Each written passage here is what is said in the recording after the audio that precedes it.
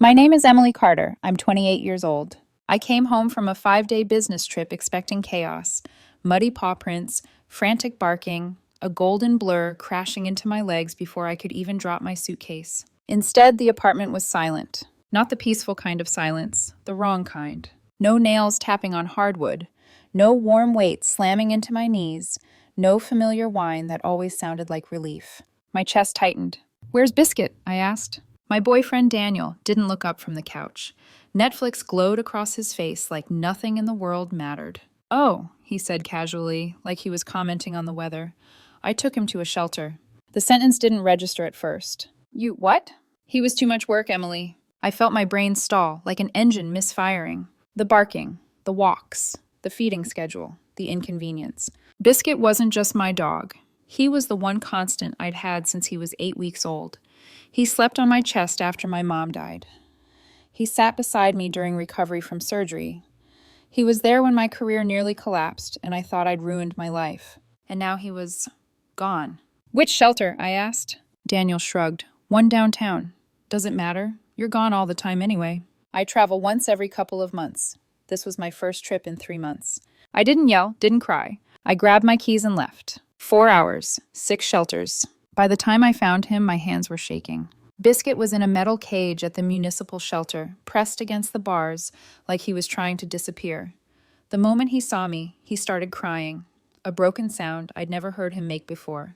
"That's my dog," I told the staff. They checked the intake form. Daniel had listed himself as the owner. Said he'd had Biscuit for years. Claimed he was moving somewhere that didn't allow pets. All lies. I showed photos, vet records, microchip registration, my name on everything. They released Biscuit immediately. On the drive home, he wouldn't stop touching me. His paw rested on my arm the entire way, like he needed proof I was real.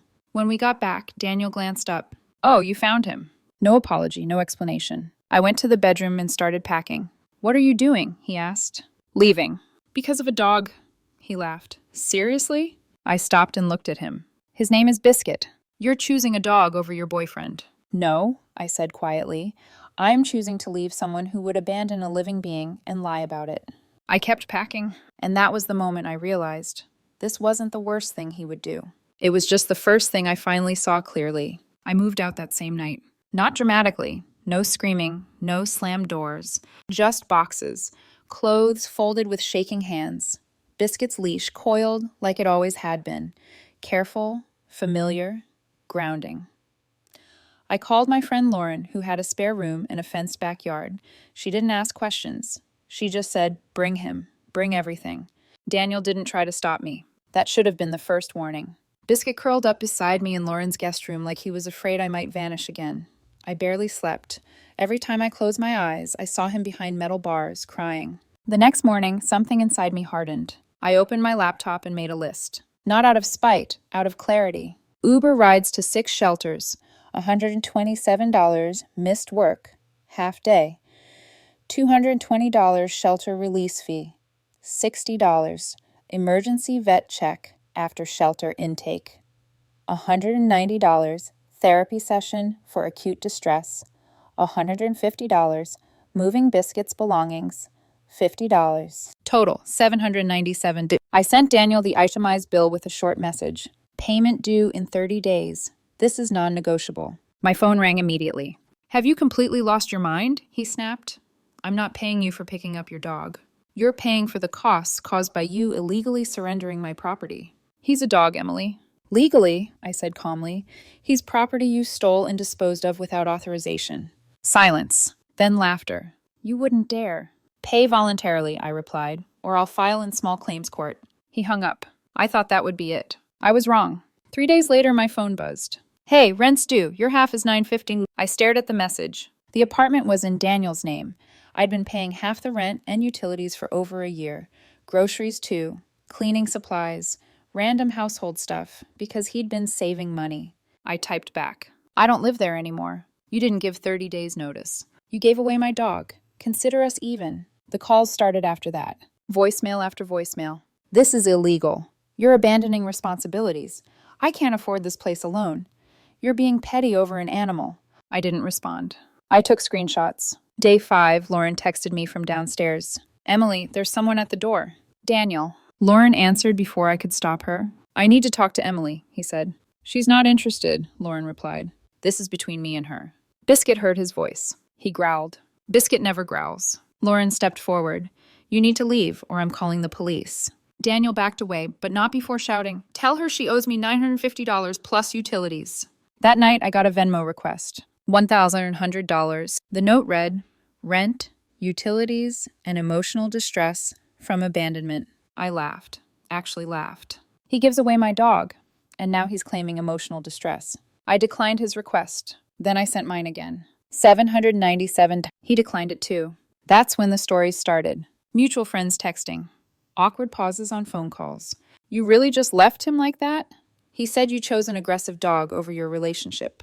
Our friend Maya finally called me directly.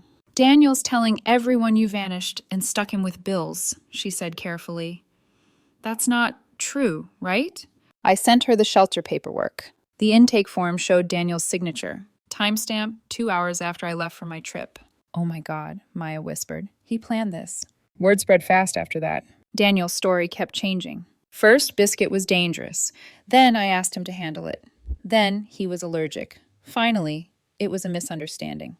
Meanwhile, life at Lauren's settled into something fragile but safe. Biscuit was still clingy, but he slept again, ate again, wagged his tail. Then the letter arrived. Not an email, a letter from a lawyer. Daniel was suing me. $5,000 for rent, for emotional distress, for defamation, for yoga equipment he claimed I benefited from. I stared at the paper and felt something strange. Not fear, anticipation, because Daniel had just made one mistake. He thought I'd roll over, and this time, I was ready to fight. The letter sat on the kitchen table all night. I didn't open it again. I didn't need to. The number, $5,000, burned itself into my brain like a dare. Daniel wasn't trying to win. He was trying to intimidate me. By morning, I was calm in a way that scared even me. I called my cousin Sarah. She's a lawyer, the kind who doesn't raise her voice and doesn't miss details. He gave away your dog, she said after listening to everything, and now he's suing you? Yep. There was a pause, then a soft laugh. Send me everything. I did. Photos, vet records, microchip registration, shelter intake forms, screenshots, Venmo requests, his text messages, his shifting stories. The timestamp that showed he surrendered Biscuit 2 hours after I left town. Sarah called back an hour later. This is going to be unpleasant for him. She drafted a response that dismantled his claims line by line. 1. No oral contract existed requiring me to continue paying rent after Daniel committed theft. 2. His emotional distress was self-inflicted. 3. Truth is an absolute defense against defamation. 4. The yoga equipment claim was laughable. Then she counterfiled. Original costs, $797. Lost security deposit, my half. $800. Wrongful disposal of property, Biscuit, $1,500. Intentional infliction of emotional distress, $2,500. Legal fees, $500. Total, $6,097. We probably won't get all of it, Sarah said, but he started this. The smear campaign didn't stop.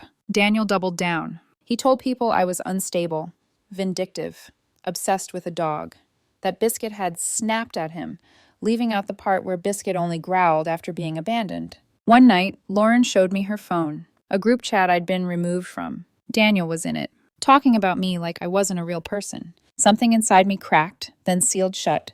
Court was scheduled 2 months later. During that time, Biscuit healed faster than I did. He stopped checking doors, stopped flinching at footsteps, learned to nap again. The night before the hearing, I couldn't sleep.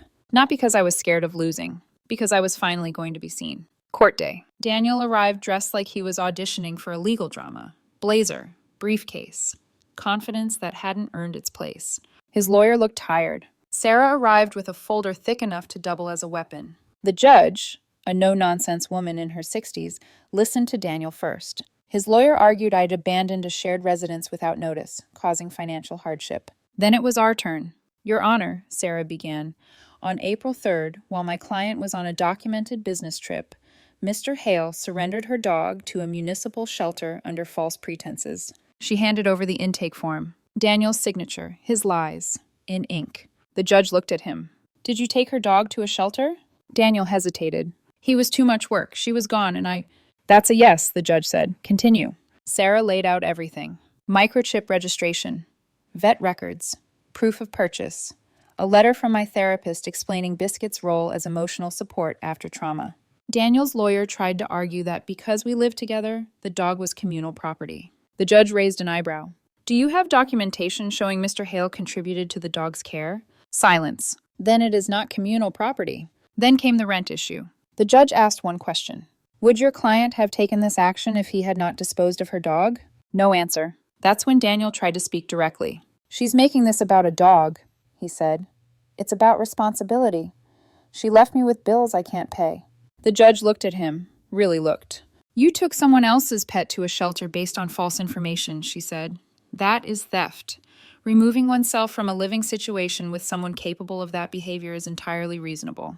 Daniel's face drained of color. The ruling came swiftly. Daniel owed me $797, original costs, $800, lost security deposit, $1,000, wrongful disposal of property, $300, legal fees, total $2,897. His claims were dismissed entirely. Daniel exploded. This is insane, he shouted. It's just a dog. The judge didn't flinch. You have shown no remorse, she said. The court finds your behavior deliberate and malicious. You have 60 days to pay. Court dismissed. Outside, Daniel grabbed my arm. Emily, please, I can't afford this. I pulled free. You couldn't afford 5 days of care, I said quietly, but you had time to abandon him. He opened his mouth. I walked away. 2 days later, I got a Venmo notification. 500. The note read, "This is extortion." Sarah laughed when she saw it. Congratulations, she said. That's an admission of debt. Daniel never learned when to stop talking. And I wasn't done watching the fallout. 48 hours after the Venmo payment, the messages started again.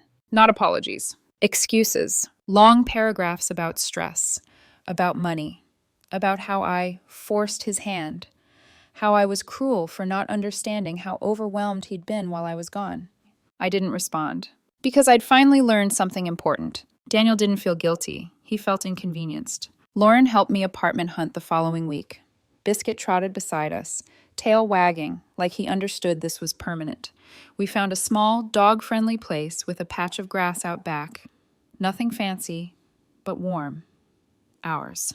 The night before we signed the lease, my phone buzzed. A message from Maya. Emily, have you seen Daniel's sister's Instagram? I opened it. There he was. Daniel, on a yacht, in Cabo, champagne in hand, sunburned grin. Caption, YOLO with my ride or die.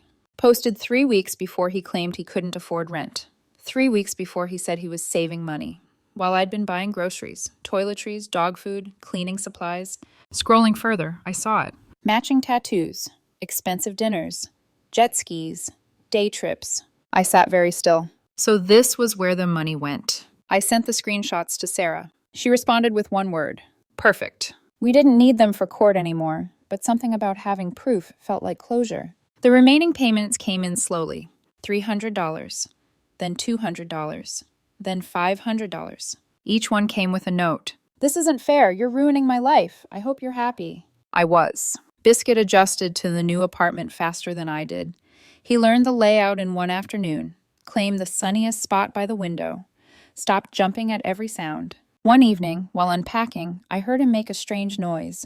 I turned. Lauren was at the door. Watch this, she said. She whispered the word, shelter. Biscuit dropped to the floor dramatically, then sprang up and ran to me, tail wagging furiously. I laughed so hard I cried. Even my dog had learned how to survive this. The final payment came exactly on day 60. $2,897, paid in full. No note, no apology. Just silence. I didn't feel victorious. I felt free. Some people think love is about compromise. Now I know it's about character. Daniel didn't lose money because of a dog. He lost a future because he showed me who he really was. And this time, I believed him.